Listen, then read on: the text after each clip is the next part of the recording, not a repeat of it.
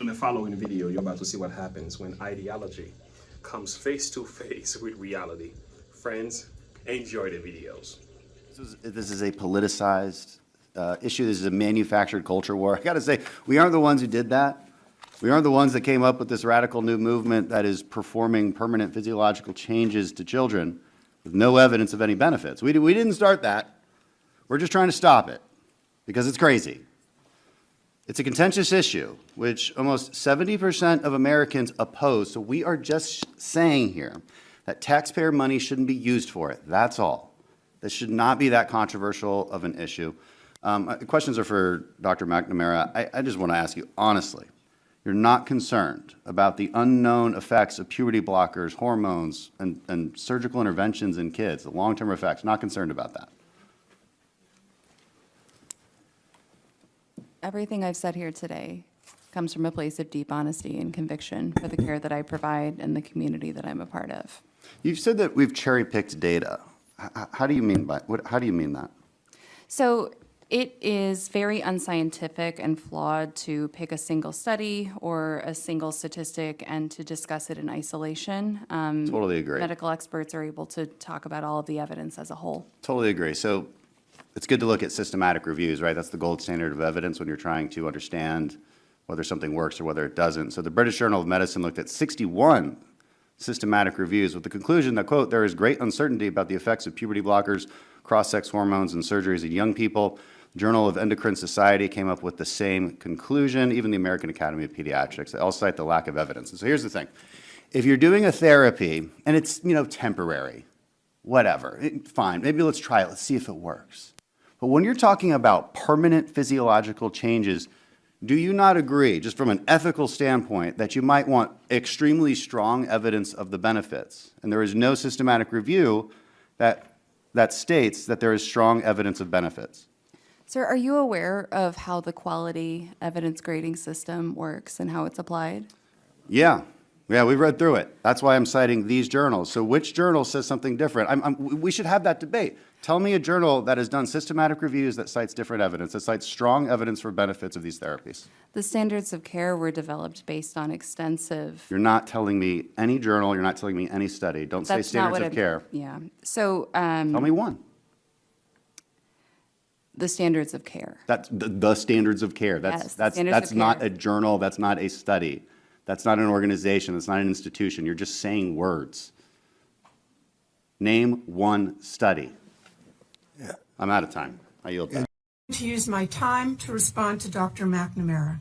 First, I'm struck by her use of the phrase, sex assigned at birth. Sex is not assigned at birth. Sex is established at conception, and it's recognized at birth, if not earlier. Dr. McNamara claims that her views are science-based, but to claim that sex is assigned at birth is without any scientific basis whatsoever.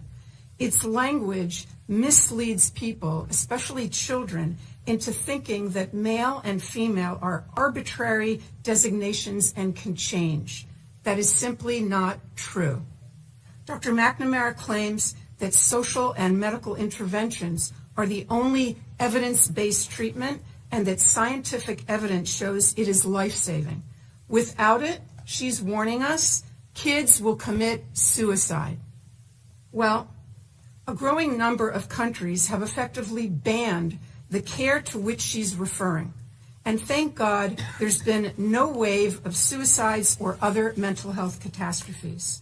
3 years ago, Finland placed strict limitations on medical interventions for minors.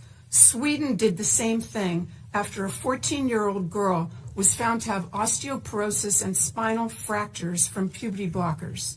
An investigation concluded, quote, the risks of anti-puberty and hormone treatment for those under 18 currently outweigh the possible benefits.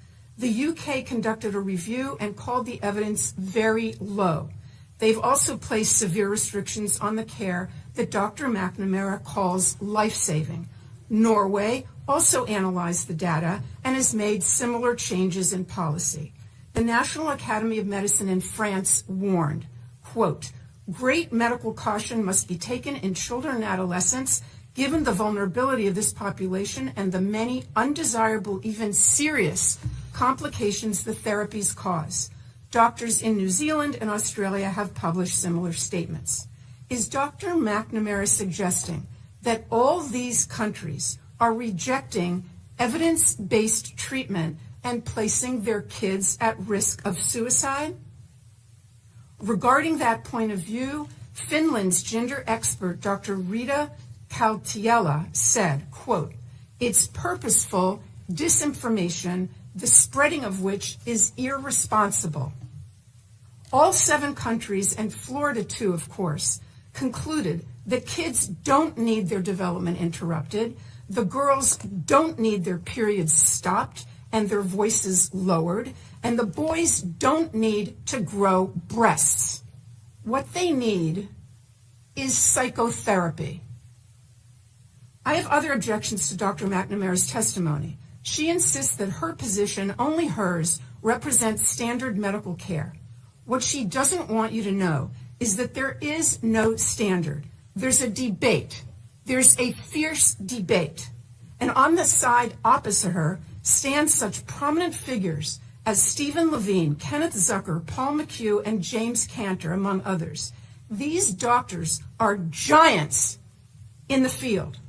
They have been treating transgender patients and gathering data and publishing papers about them, and I mean no disrespect here, but since before Dr. McNamara was born.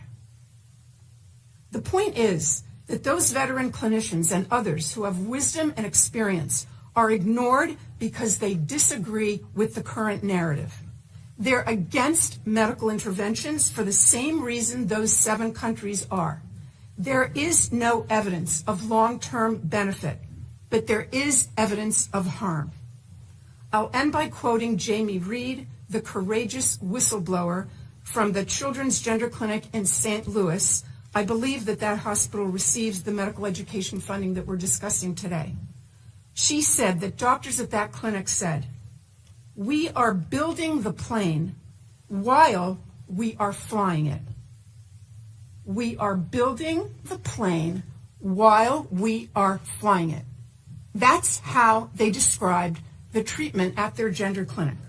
Our precious tax dollars should not support such a perilous experiment. Thank you.